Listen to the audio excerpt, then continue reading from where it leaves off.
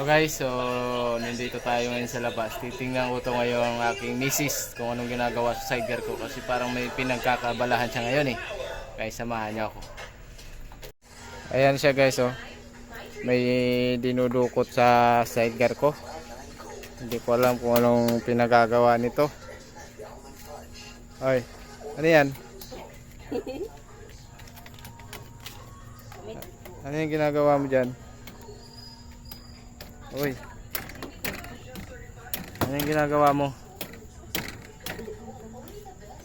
Ano ba yung ginagawa mo dyan? May titingnan ako dito.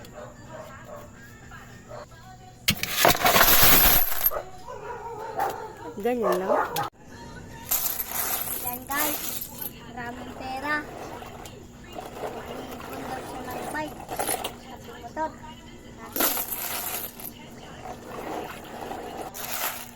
Baka nagoro.